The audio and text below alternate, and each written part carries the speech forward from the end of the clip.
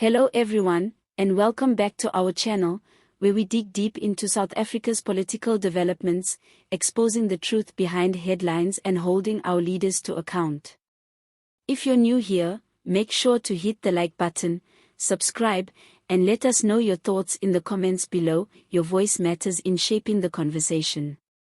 Today, we are diving into a major controversy that's stirring the waters in both government and political circles. Minister of Energy Nobuhle Nkabane is facing serious backlash after allowing the Umkhonto we Sizwe Party, better known as the MK Party, to participate in what was supposed to be a non-partisan, state-funded government event.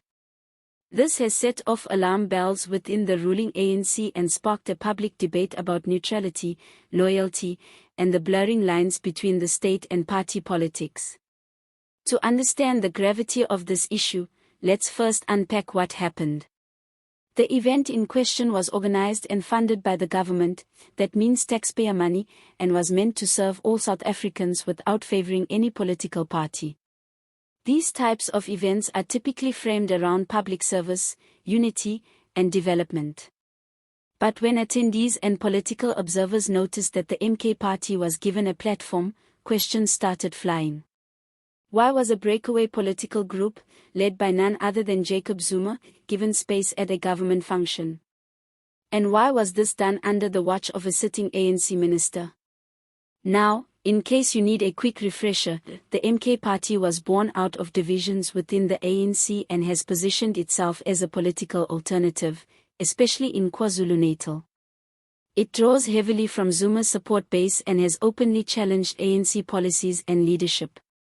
So the idea of a government minister giving this group airtime at a public event is seen by many as a betrayal. Inside ANC circles, the backlash has been swift. Senior ANC members are reportedly demanding that Minister Nkabane explain herself to the party's top brass. Some are even questioning her loyalty, not just to the party, but to the principles of ethical governance. One ANC insider told reporters, "It's not just about giving MKP a stage, it's about the message this sends to voters and to party members." And that message is clear: there are cracks within the ruling party, and they're starting to show. But supporters of the minister say we're reading it all wrong.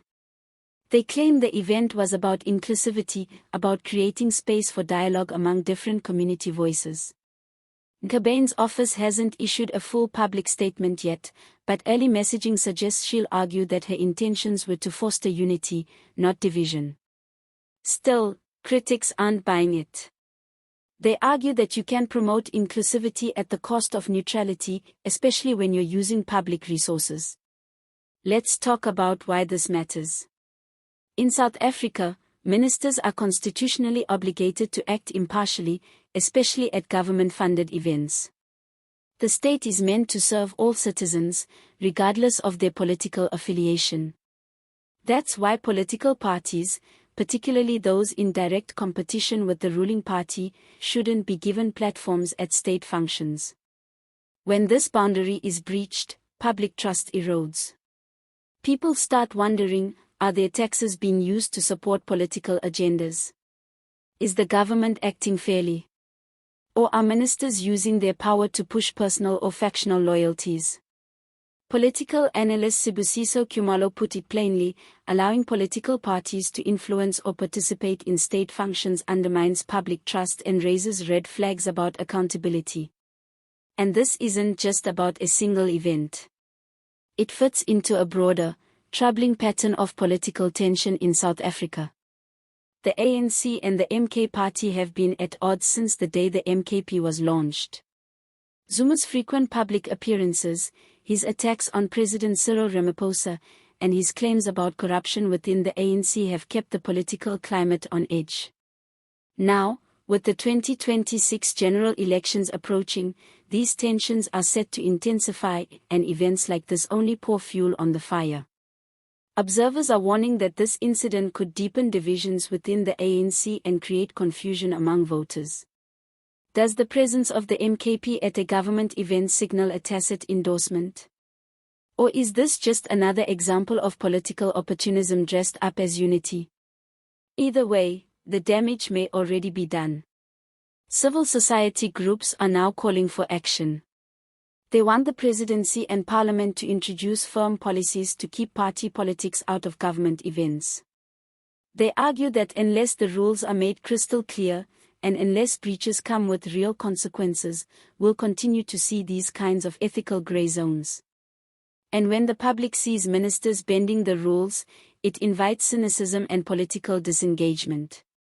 People start thinking that all politicians are the same, self-serving, unaccountable, and out of touch. So what are the possible outcomes here? Minister Nkabane has three options. She could defend her actions publicly and risk further backlash from within her party.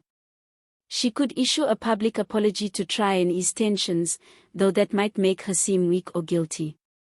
Or she could remain silent and hope the controversy fades away, but silence also has consequences. It suggests that ministers don't owe the public or their party an explanation, even when public trust is at stake. There's also the question of discipline. Will the ANC act decisively to enforce its standards and hold Nkabane accountable? Or will this be yet another example of political scandals slipping through the cracks? South Africans are watching closely. The way the ANC handles this incident could say a lot about its internal discipline and its willingness to draw a line between party loyalty and constitutional duty. And let's not ignore the timing. This controversy comes as the ANC is preparing for what could be its toughest election season in decades.